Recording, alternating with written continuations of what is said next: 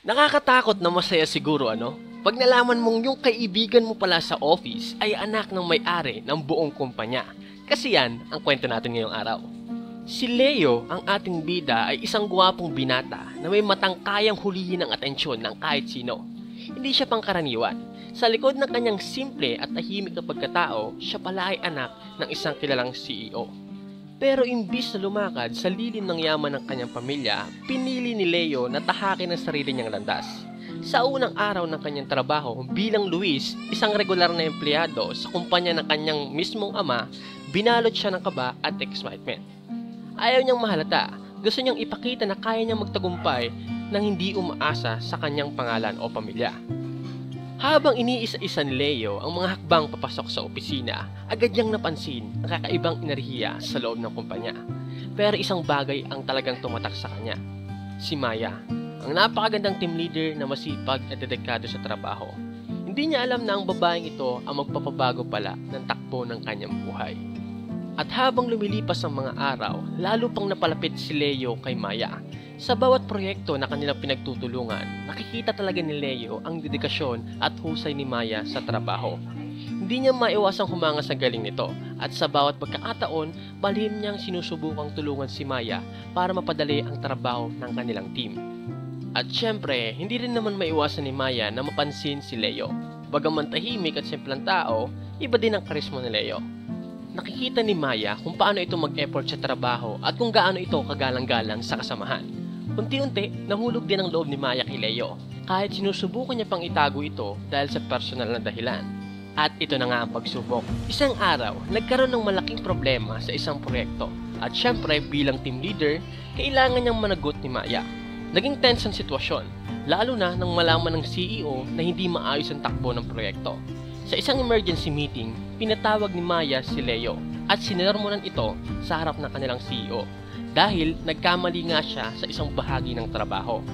Sa sobrang tensyon, hindi na naisip ni Maya na baka nasasaktan na si Leo. Pero ang hindi niya alam, nakamasid lang ang CEO na tahimik na nagsusuri sa bawat galaw ni Leo at ni Maya. Hindi alam ni Maya na ang kausap niya ay ang anak ng CEO. Ngunit si Leo, sa halip na masaktan, mas lalo siyang napahanga kay Maya dahil sa kanyang tapang at katapatan sa trabaho. Lumabas si Leo ng meeting nang may ngiti sa labi, lalo na nang makita niyang parisa si Maya dahil sa kanyang ginawa. At kinagabihan, sinubukan ni Leo kausapin si Maya upang ipaliwanag na naiintindihan niya ang sitwasyon. Ngunit bago man siya makapagsalita, humingi din ng tawad si Maya. Sabi niya, Luis, pasensya na sa kaninang ginawa ko. Ginawa ko lang yun para protektahan din ang team, sana maintindihan mo. At ngumiti lang si Leo at sinabing, Maya, wala kang dapat ihingi ng tawad. Sobrang hanga ako sa iyo hindi lang bilang team leader, kundi bilang isang tao. Sa kanilang pag-uusap, naramdaman nilang hindi nila kayang itago ang kanilang nararamdaman sa isa't isa. Sa kabila ng lahat, naroon ang respeto at paghanga para sa isa't isa. Unti-unting nauwi ang kanilang pag-usap sa mga bagay na personal, hanggang sa pareho nilang aminin ang kanilang nararamdaman. Nang sumunod na araw, mas naging magaan ang kanilang pagsasamahan. Ngunit syempre, patuloy pa rin ang pagtutulungan para sa ikakatagumpay ng kanilang team. Ngunit ang lihim ni Leo ay mananatili pa rin isang misteryo na lalo't natagbigay ng kulay sa kanilang love story. Pero bago yan mga kaportal, pindutin mo naman yung subscribe at follow button dyan sa gilid. Lumipas ang buwan at patuloy na lumalim ang relasyon ni Leo at Maya. Hindi na nila maitago sa isa't isa ang kanilang pagmamahalan, pero nanatiling lihim pa rin kay Maya ang tunay na pagkatao ni Leo. Sa kabila ng lahat, naging matagumpay ang proyekto ng kanilang team at napansin ito ng CEO. At ito na nga, isang araw, pinatawag ng CEO ang buong team para sa isang malaking announcement. Naroon si Maya na hindi mapakalina dahil tila may espesyal na mangyayari sa araw na iyon. Sa gitna ng meeting, tumayo ang CEO at sinabing may gusto akong ipakilala sa inyong lahat. Matagal na siya nagtatrabaho dito bilang isang regular na empleyado. Pero sa totoo lang, siya ay isang espesyal na tao para sa akin. At ito na nga, lahat ay nagulat nang tawagin ng CEO si Luis bilang Leo sa harap ng kanilang mga empleyado.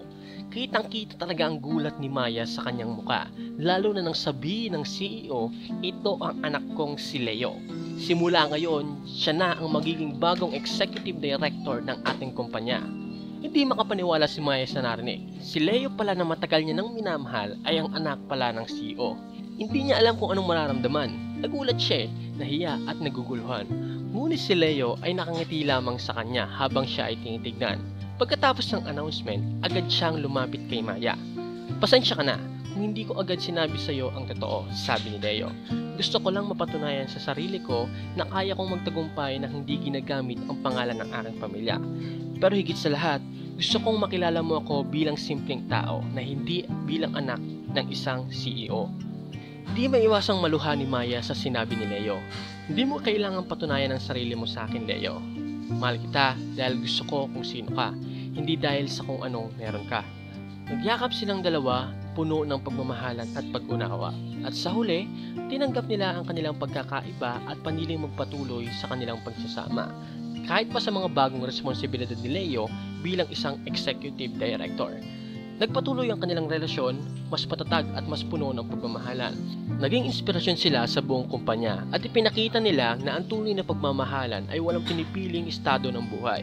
Sa bawat hamon na dumadating, magkasama nilang hinaharap at sa huli, sila'y naging masaya at matagumpay. Parehong sa kanilang trabaho at sa kanilang buhay, pag-ibig. Salamat sa panonood, mga kaportal.